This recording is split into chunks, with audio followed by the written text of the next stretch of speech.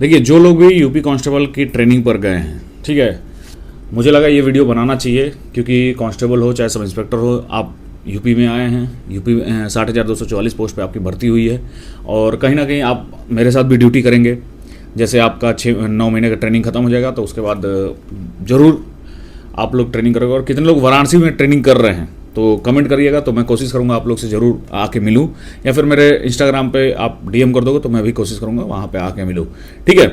अब मेन बात करते हैं आपके कि देखिए, ट्रेनिंग में आपको सबसे बड़ी दिक्कत क्या आती है। जब आप ट्रेनिंग करते हो तो उस समय क्या क्या चीज़ें होती है। देखिए, सब अपने मुश्किलों से पार करके आपका पेपर पहले फर्स्ट टाइम लीक हुआ, उसके बाद फिर आप पेपर दिए, री एग्ज़ाम हुआ, ये सब चीज़ें होने के बाद इतनी फाइट की है आप लोग, उसके बाद मेडिकल दिए, उसके बाद रिटर्न दिए, और उसके बाद फिजिकल दिए, मेडिकल दिए, हर चीज़ पास करने के बाद आप ट्रेनिंग में आते हो। ट्रेनिंग में आने के बाद कुछ कुछ चीज़ें समस्या आपको आती है। अभी तो फैसिलिटी बहुत अच्छी हो गई है, मैंने पुलिस लाइन का भी जाके देखा, बहुत बेहतर हो गया है, बहुत बेहतर तरीके से आप लोग के लिए फैसिलिटी दी गई है। कैंटीन अच्छे नए खुले हुए हैं।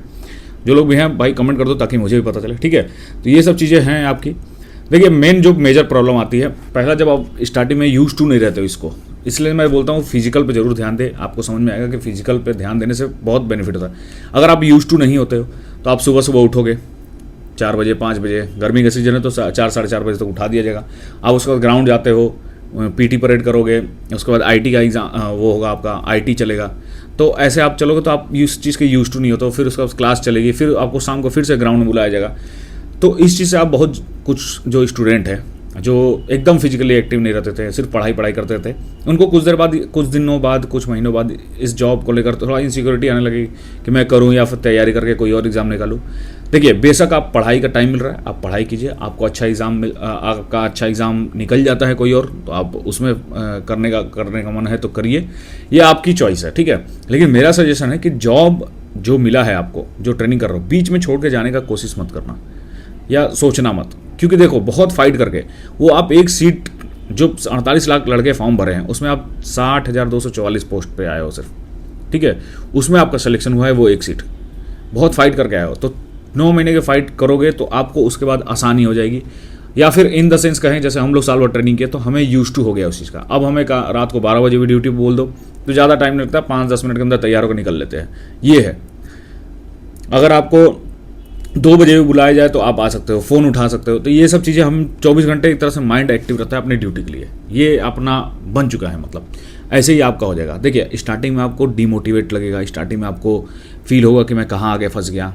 इस चीज़ से थोड़ा यूज टू होइएगा और कोशिश करिएगा कि अपने आसपास, देखिए बार बार वो लोग बैरक भी चेंज करा सकते हैं। जैसे हमारे टाइम पे होता था, बार बार बैरक चेंज होता था। स्टार्टिंग में आपका चेस्ट नंबर कोई और होता था, बाद में फिर कोई और हो जाएगा। तो ये सब चीज़ें होता रहता है, ठीक है। सज़ा मिलेगी तो सबको साथ में मिलेगी, सज़ा मिलेगी तो कभी आपको अकेले मिलेगी। तो ये सब चीज़ें घबराना नहीं है, ये सब चीज़ें आपको ज़िंदगी में, क्योंकि देखिए ट्रेनिंग में आप कम से कम 25 लोगों का, 30 लोगों का आपका वो होगा, टोली होगा। लेकिन आप ड्यूटी जब करोगे ट्रेनिंग से निकलने के बाद, वो तो आप अकेले करोगे। कहीं होगा कि आपके साथ एक कांस्टेबल हो गए, 2 लोग चले गए गश्त पे, कहीं होगा थाने पे 2 लोग हो गए, कहीं होगा कि आप बैंक में सिर्फ अकेले ड्यूटी कर रहे हो। तो एक ही चीज़ समझना, एक ही चीज़ समझना कि सोलो वॉरियर, अकेले हो, अकेले ही जंग जीतनी है। बस वहाँ पे सर्वाइव करने के लिए आप कोशिश करो कि एक अच्छे दोस्त बना लो। एक अच्छे दोस्त और एक अच्छा सहपाठी जब होता है तो आपको समझ में आता है और आपको समय निकल जाता है, पता नहीं चलता है कितना समय लग रहा है। आप ग्राउंड पे भी मस्ती में जाते हो, आप स्टडी में भी मस्ती करते हो, आप वहाँ पे भी। और कोशिश करो कि आप पढ़ने लिखने वाली जो चीज़ें हैं, जैसे साइबर क्राइम हो गया, आज के टाइम पे बहुत ज़्यादा पड़ रही है, टेक्निकल चीज़ें ज़्यादा सीखने की कोशिश करो, ठीक है। सोशल मीडिया से रिलेटेड जो चीज़ें होती हैं उन सब, मतलब एडवांस टेक्नोलॉजी वाली जो चीज़ें सीखो, ताकि आने वाले समय में यही सब चीज़ें होने वाली है, आपको भी समझ में आए, ठीक है।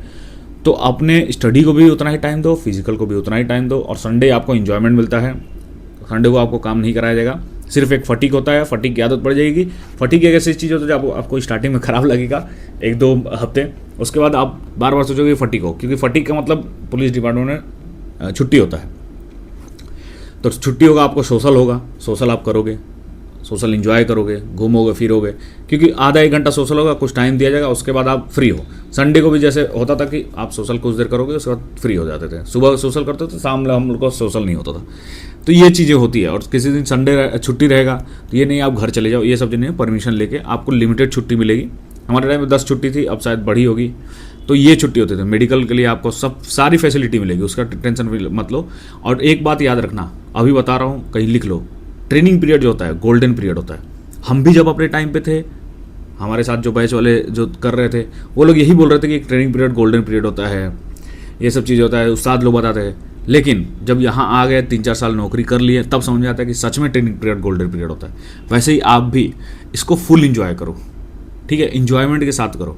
कोई भी अगर टेंशन लग रहा है, कुछ भी अगर आपको परेशानी लग रही है, अगर आपको समझ में नहीं आ रहा है क्या करें, या फिर आप डिप्रेस हो रहे हो या फिर हताश हो रहे हो, आप मेरे को पर्सनली इंस्टाग्राम पर डीएम कर सकते हो, ठीक है।